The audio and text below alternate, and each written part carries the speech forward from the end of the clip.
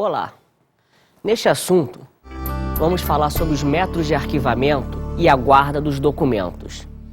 No que se refere aos métodos de arquivamentos, é uma abordagem da Marilena Leite Paz que tem caído em concurso público, que na verdade está no livro dela.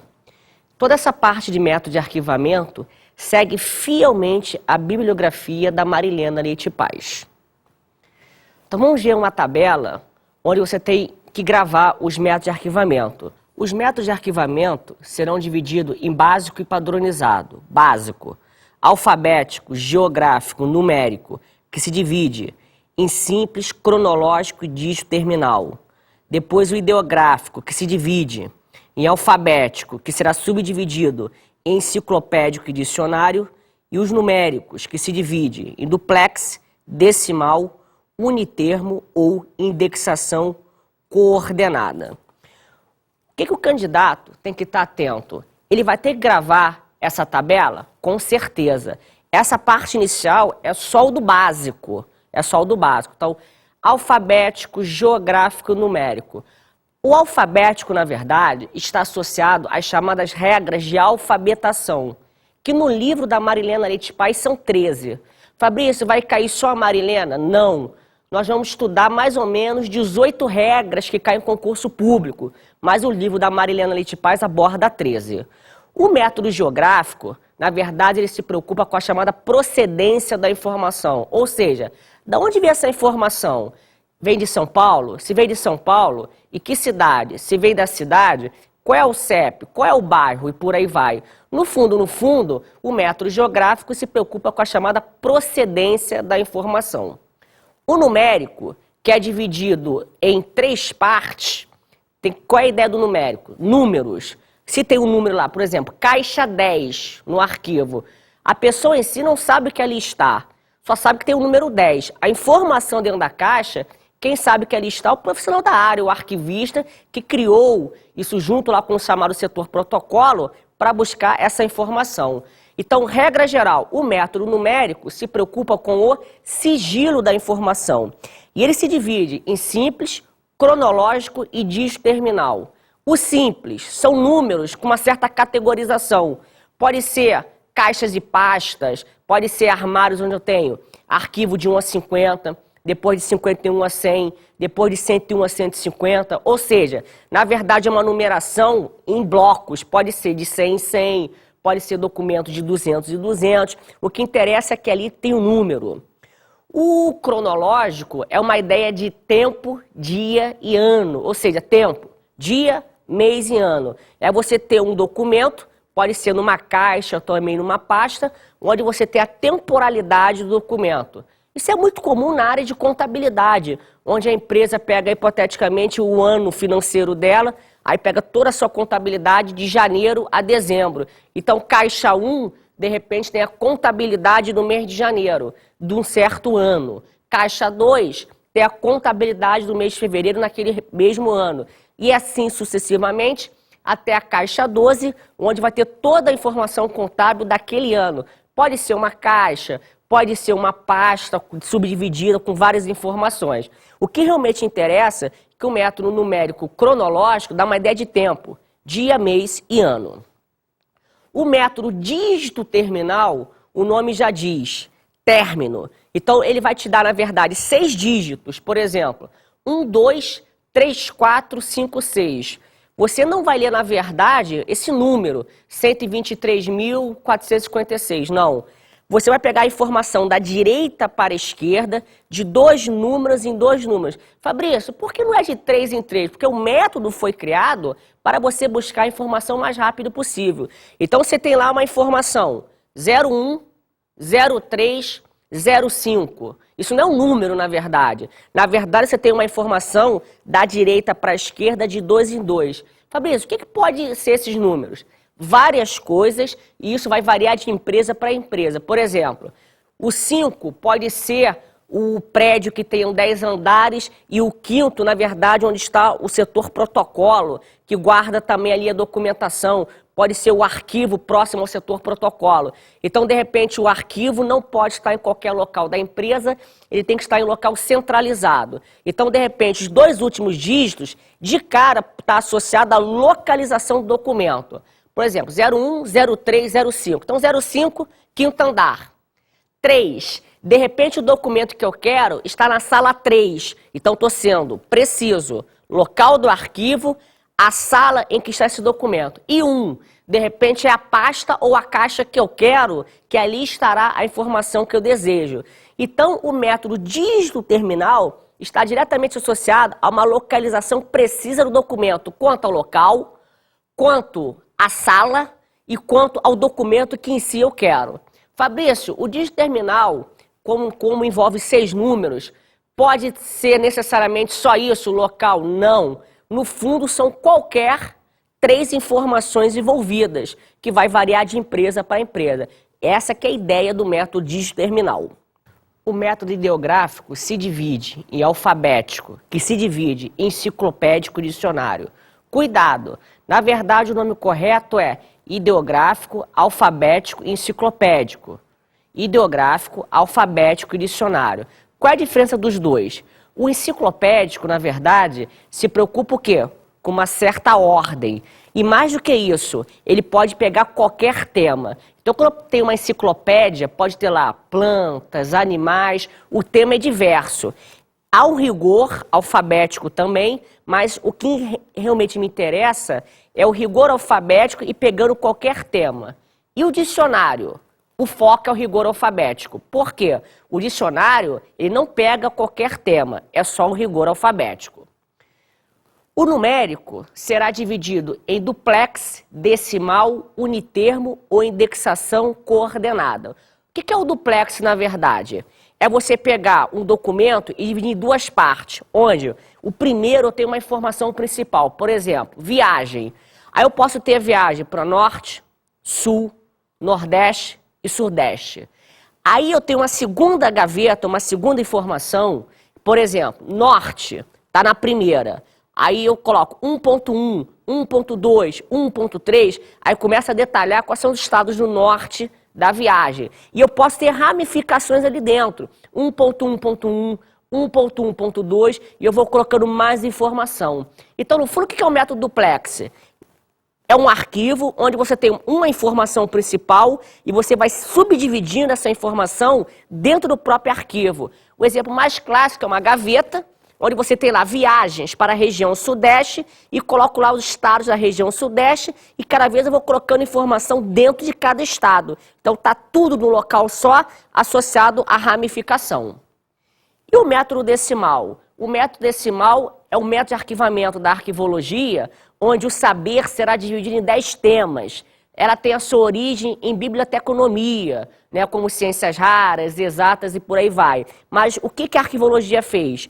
Pegou esses documentos e você vai dividir em 10 temas, geralmente para uma empresa pequena, porque são temas empresariais. Por exemplo, documentos na área de RH, documentos só da área de contabilidade, quadro de pessoal e por aí vai. Então, regra geral, o método decimal envolve 10 temas empresariais, criado, assim, um arquivo na instituição. Então, é isso que realmente interessa. Unitermo ou indexação coordenada. Esse chamado unitermo ou indexação coordenada, na verdade, o que realmente me interessa é que você pode ter vários documentos associados a um único tema. Por exemplo, viagem para o Sudeste. Aí eu posso, sei lá, Rio de Janeiro e São Paulo. São 2 informações isoladas, Rio de Janeiro e São Paulo, onde está dentro de um arquivo viagens para o Sul, viagens para o Sudeste, viagem para o Norte ou viagem para o Nordeste. Ou seja, o método unitermo ou indexação coordenada quer dizer que você pode ter 2 informações isoladas referentes a um assunto em si. Por exemplo, viagem para o Sudeste. Tenho Rio e São Paulo. Posso ter várias informações, mas está naquele arquivo de viagem Sudeste. Então é isso que realmente interessa. O método padronizado, ele é dividido em variadex, automático, sandex mnemônico, rônio. Você pode ter a seguinte regra para tentar decorar. Por exemplo, meu avô, hipoteticamente, chamava Seu Manel. E ele ia muito à rua almoçar. Então, gravei. Seu Manel vai à rua almoçar. Seu Manel, Sandex, vai, Variadex, à rua, rônio, almoçar, automático e mnemônico. Lógico que eu não segui a ordem que aí está, mas é uma técnica de memorização para você gravar. O que vem a ser, na verdade, o método Sandex. Na verdade, ele está associado a você buscar os documentos através do som das palavras. Ela, na verdade, tem a sua origem inglesa dentro da fonética, né, lá da Inglaterra. Então, o que pode cair em prova? Qual o método de arquivamento onde você busca a informação através do som das palavras? Sandex. O mnemônico está associado a técnicas de memorização. É o que realmente estamos fazendo. Técnicas de memorização para buscar informação. Por exemplo, eu posso ter 10, 1, 1, 10, 1, 2, 10, 1, 3. De repente, o 10 pode ser o 10º andar, e que no 10º andar tem duas salas, a sala 1 e a sala 2, por exemplo. Então, você cria números para você pegar esses números e associar alguma coisa dentro da instituição. O Variadex. O Variadex, na verdade, associa cores a um grupo de documentos. Então, ó, Seu Manel vai à rua almoçar. Então, Variadex associa cores a um grupo de documentos. Fabrício, quais são as cores? Varia de país para país. Em outras palavras, eu vou pegar o alfabeto que vai de A a Z e posso fazer assim: A, B, C, D, cor amarela. E, F, G, H, I, verde. J, K, L, M, N, O, cor de abóbora, R e por aí vai. Na verdade, qual a ideia que está por trás disso? É você dividir esses documentos em 5 grupos, de A a Z. É como se fosse uma ideia estatística de você pegar 20% das informações. Por exemplo, se você tem na sua empresa um grande número de pessoas com a letra M, por exemplo, qual a ideia? É a letra M ser pequena, tá ali de repente M, N, O. Por quê? Se você pegar M, N, O, PQ e colocar junto e tiver muita gente chamada Manuel e Pedro, o que vai acontecer? Você vai lotar a informação nessas letras. Então, você divide estatisticamente os nomes da tua empresa na ordem de 20%. Então, ser dividido em 5 grupos. Fabrício, pode ter 4 grupos, 5, 6? É recomendado 4 ou 5 grupos. Por quê? Porque o que está por trás aí, na verdade, é um conceito de estatística. Então, você pega a documentação associada ao nome das pessoas, que vai de A a Z, e divide ou em 4 grupos ou em 5 grupos. Na verdade, isso varia de país para país. A única coisa que tem que estar atento é que as cores associadas têm que ser cores claras. Por quê? Para não ficar uma cor muito forte. Então, você tem lá A, B, C, D, cor amarela, por exemplo. E, F, G, H, azul. Aí um outro bloco de letras, verde. Um outro bloco de letra, vermelho. Um outro bloco de letra, por exemplo, alaranjado. Então você divide esses documentos em 5 cores. Começa a ficar em prova. Qual o método de arquivamento onde você busca informação através de um grupo de palavras que a ela está associado cores? Aí o cara vai te perguntar, colorex, né? Sonorex e por aí vai. Lógico, já sabe que é o Variadex, que é associado a cores. O método rônio é também chamado híbrido. Em outras palavras, ele associa letras e número. Na verdade, é um método que caiu em desuso pelo seguinte contexto. Ele tem uma dificuldade na sua ordenação de trabalhar com letra e números que pode variar de empresa para empresa. Então, não é um método muito usual. O que pode cair em prova? Qual o método de arquivamento onde você associa letras e números?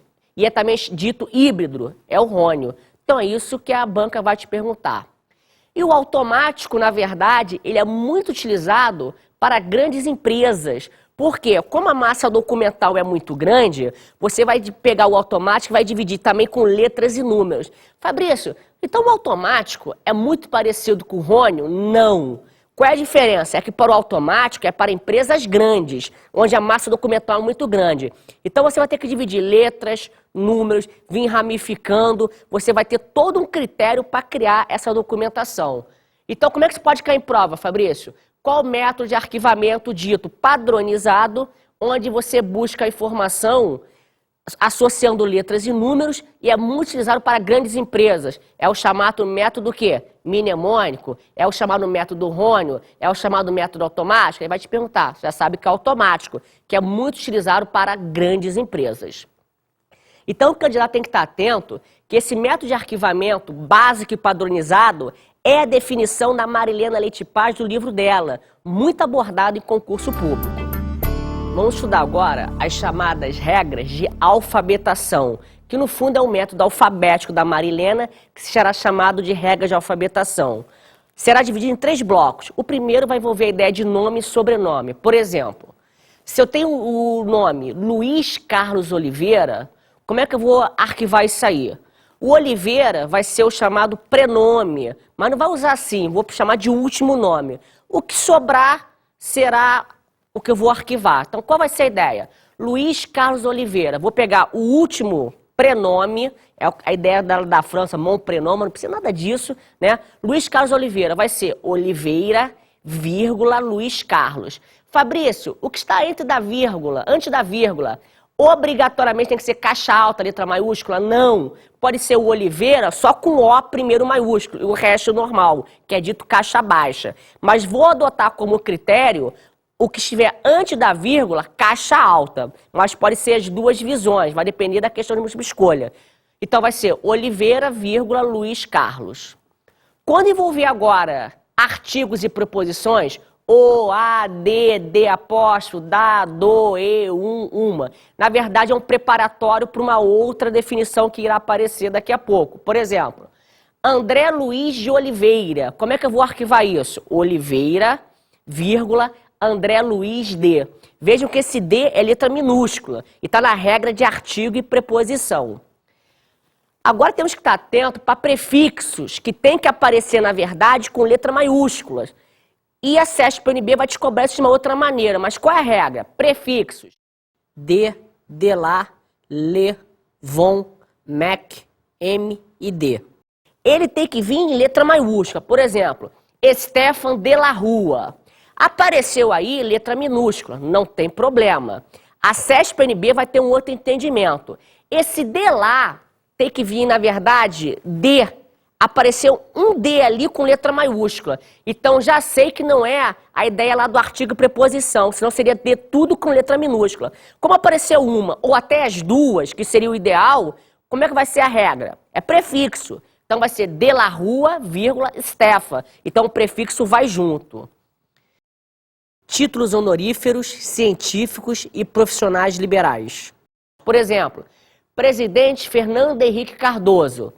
Fala-se que a titulação não faz parte da regra, em outras palavras. Ele apenas está no final entre parênteses. E eu tenho lá, Fernando Henrique Cardoso. Vai ser Cardoso, vírgula, Fernando Henrique. Se te perguntarem, a titulação faz parte da regra? Não. Ele apenas está dizendo que a titulação está no final entre parênteses. Por exemplo, Padre Pedro Paulo, seria Paulo, vírgula.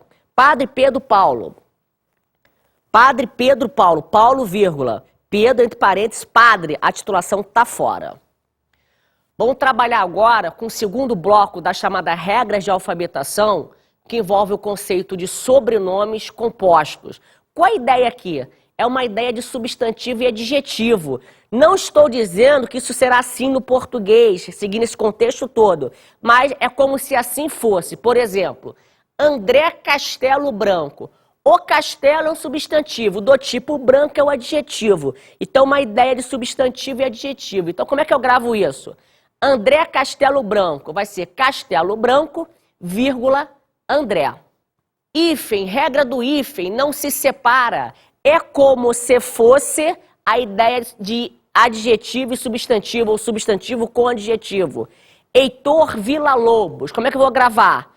Lógico que eu não estou falando aqui que Lobos é adjetivo de vila, nada disso. Mas é uma ideia. O hífen não se separa, então vai junto. Villa-Lobos, vírgula, Heitor.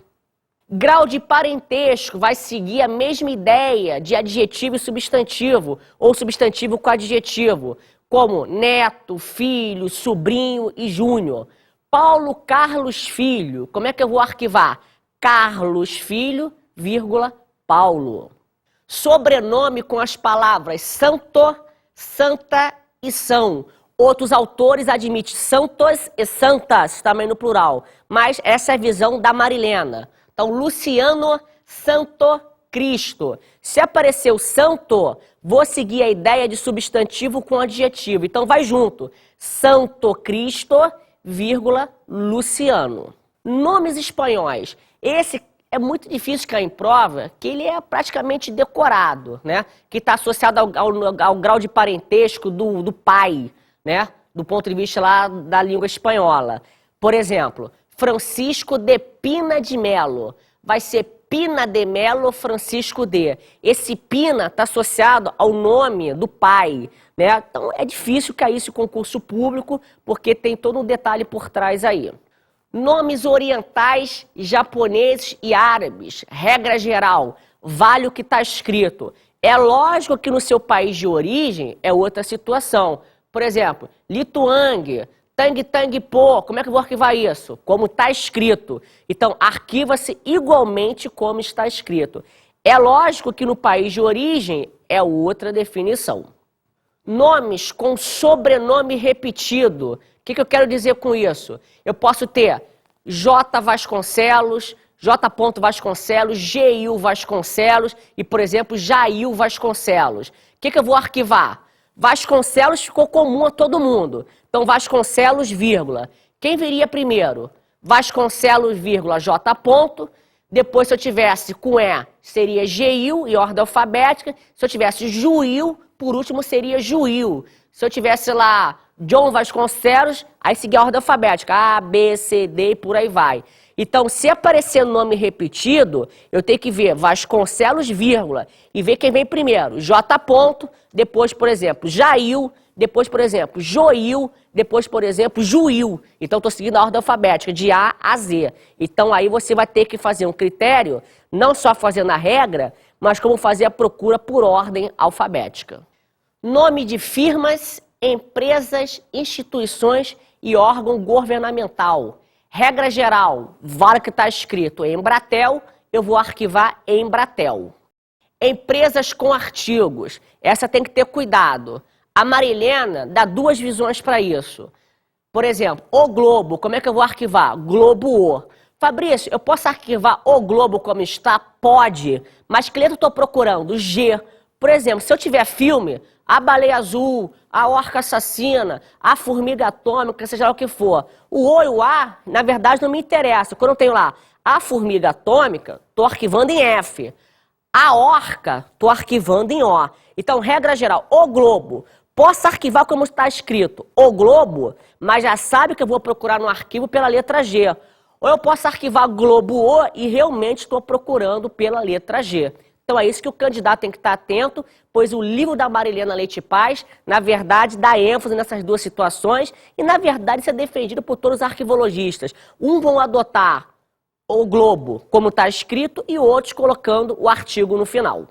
Títulos de congressos, conferências, reuniões e assembleia. Por exemplo, segunda conferência de física, a numeração vai para o final entre parênteses e o resto é o arquivo como está. Então seria conferência de física, entre parênteses, segunda. Fabrício, se tivesse algarismo romano, eu poderia escrever segunda? Não. No fundo, o que está acontecendo? Você, na verdade, está tendo congressos diferentes, né? Por exemplo, terceiro congresso de física. Esse aí não está escrito algarismo romano, está escrito aí terceiro. Se tivesse algarismo romano, pode estar associado a um outro congresso, na verdade, em um outro estado. Então, a numeração tem um critério para dizer também, na verdade, que não é o mesmo congresso que está ocorrendo. Então, regra geral, terceiro congresso de física, o número está fora, na verdade, está no final entre parênteses. E vai ser congresso de física, final, terceiro. Vamos discutir agora as chamadas operações de arquivamento. As operações de arquivamento, quando cai, na verdade, é praticamente decorado. O que envolve a chamada operação de arquivamento? É a inspeção, é o estudo dos documentos, é a sua classificação, a sua codificação, a sua ordenação, guardar na instituição agora, e a sua guarda dentro das instituições. Então, o que tem caído em prova aí nesse quesito é justamente o que aí está, As bancas, em geral, não pedem nada diferente. Eles pedem, na verdade, os nomes mesmos. Então, vamos fazer uns exercícios para aplicar toda essa teoria na Marilena Leite Paz dentro dos exercícios de concurso público. Questão 1, CESP-NB. Acerca das técnicas de arquivamento e dos procedimentos administrativos, julgue os itens a seguir. A disposição alfabética de pastas de documentos de um arquivo a partir das regras de alfabetação é exclusiva para nome de pessoas? Não. Exclusiva para nome de pessoas, não. Eu posso ter um grupo de documentos que envolve a chamada regra de alfabetação com nome, mas isso não é exclusivo. Então o item está errado.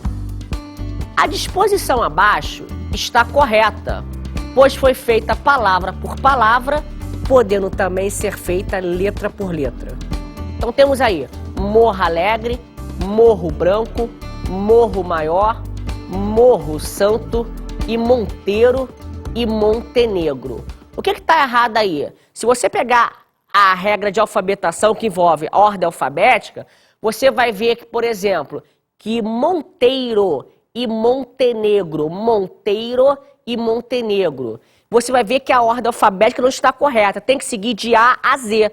Então você vai ver que não há um critério aí de ordem alfabética. Quem tem que vir primeiro? O que começa por A, depois começa por B, depois começa por C e por aí vai. Então a ordem não está correta, errado.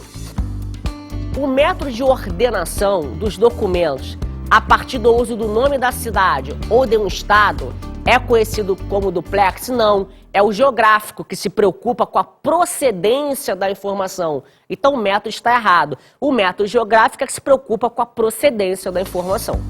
Questão da CESP-NB. Uma das principais funções do arquivo é permitir o acesso rápido e eficiente aos documentos. Com certeza, o arquivo está diretamente associado a buscar a informação o mais rápido possível. Essa função somente pode ser cumprida se os documentos forem organizados de maneira lógica e racional, respeitando as características dos documentos de arquivo. Quanto aos métodos de arquivamento, julgue os itens subsequentes.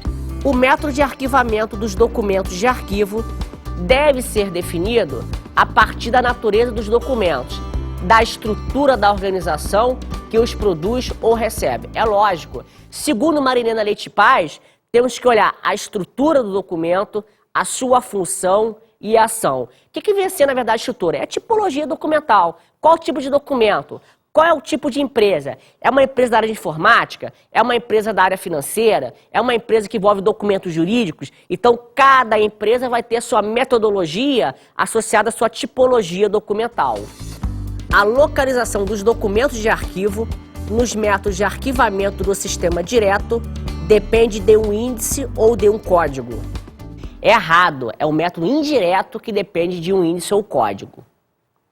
Exercício 3. CESP-NB. Acerca de arquivamento e procedimentos administrativos, julgue os itens a seguir.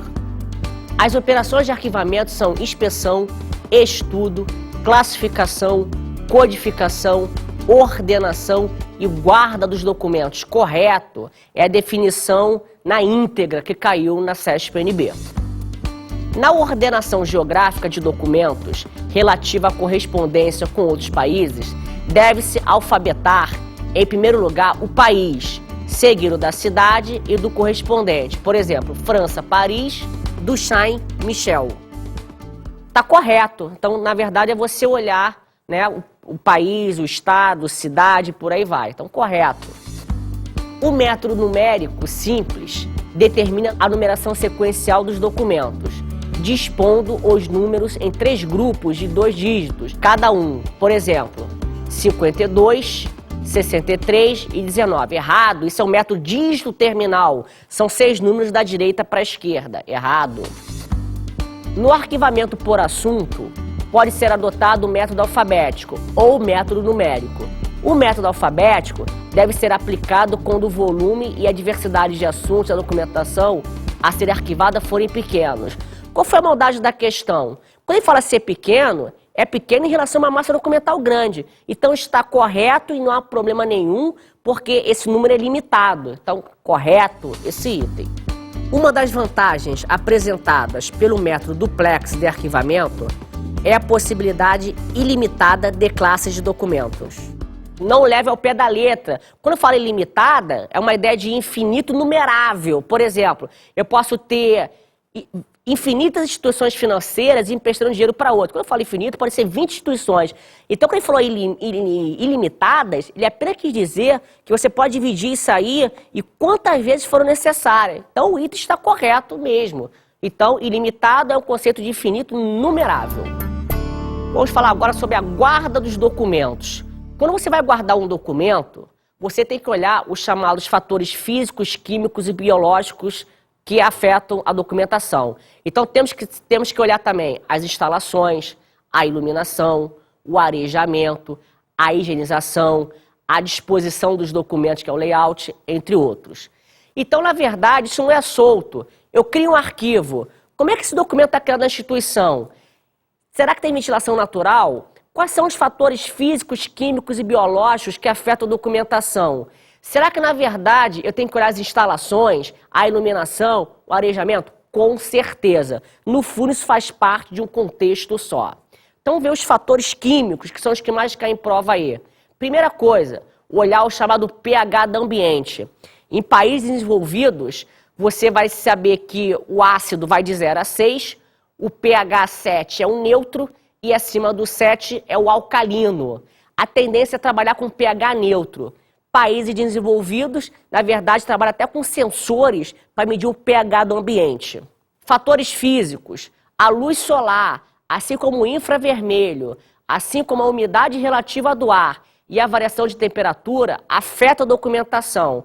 Mas, Fabrício, por que a radiação afeta a documentação? Muito simples. Como a radiação, no fundo, é uma onda eletromagnética, lá no conceito lá da física, você sabe que ali tem uma onda que pode gerar um dano à documentação. Por exemplo, tirar cópia de um documento. Ali é uma radiação. Tira a cópia, tira a cópia, tira a cópia, você, na verdade, pode apagar as letras que ali aparecem. Então, regra geral, material de arquivo, jamais ter cópia. No máximo, cópia, mas a tendência é evitar.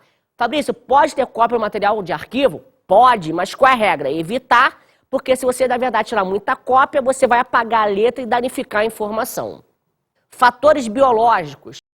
Poeira. Fabrício, eu trabalhei num arquivo onde tinha ali poeira, aranha, barata, tinha de tudo ali, eu peguei uma alergia. Isso nunca foi um arquivo. Arquivo é uma coisa séria, limpa, organizada, não tem poeira. Então, quando eu falo poeira, quer dizer que isso jamais pode ter no arquivo. Arquivo é uma coisa arejada, organizada, sem sujeira. Fabrício, pode ser emboscado por uma aranha ao pegar um documento? Isso não existe, né? Isso jamais foi um arquivo. Arquivo é uma coisa limpa, organizada, higienizada, com ventilação.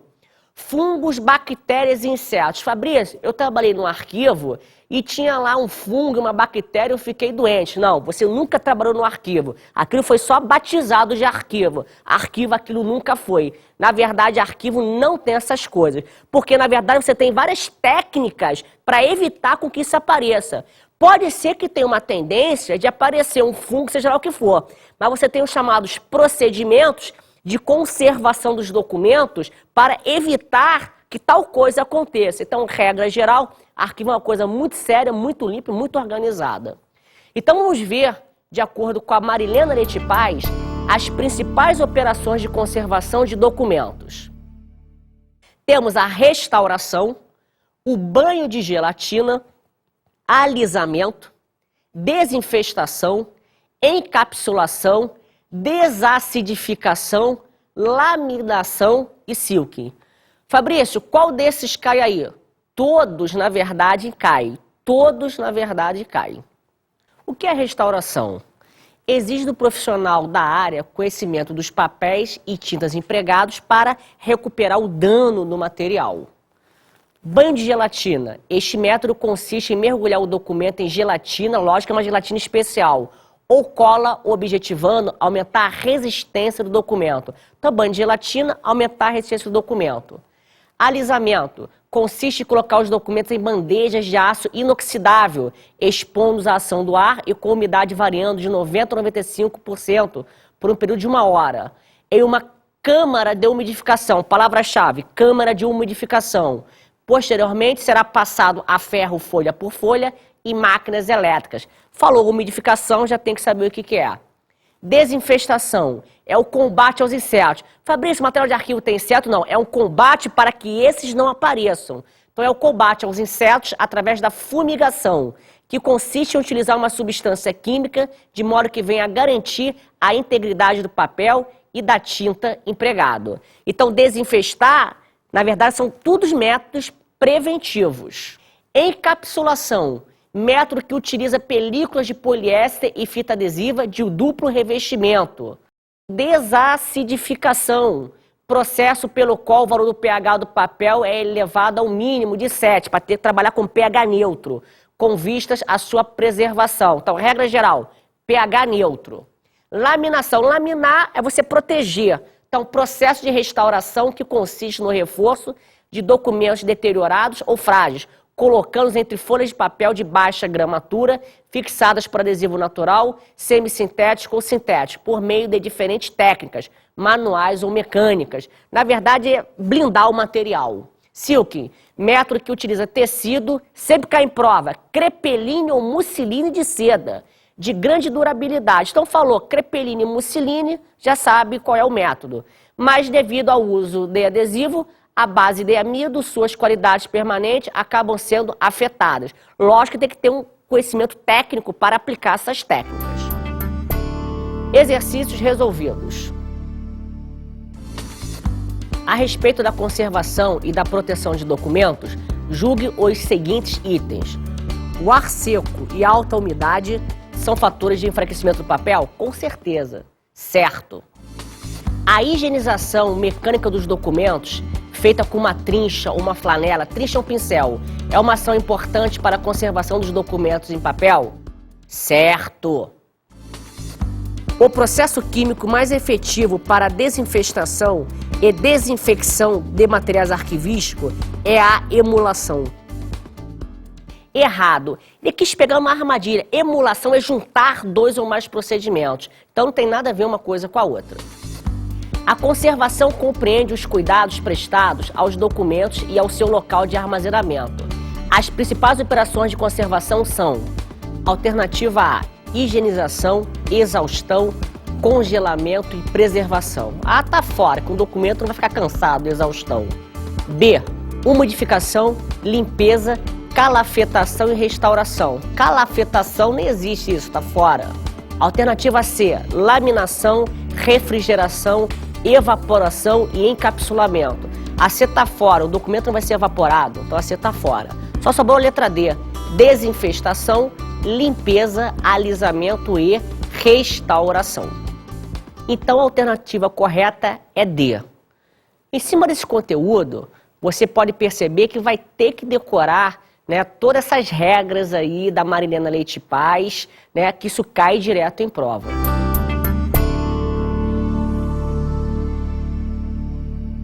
Para complementar seus estudos, indico o livro Arquivologia para Concursos, do autor Fabrício Mariano, da editora Academia. Ali está, na verdade, todo esse conteúdo programático em cima do que realmente cai em concurso público. Bons estudos!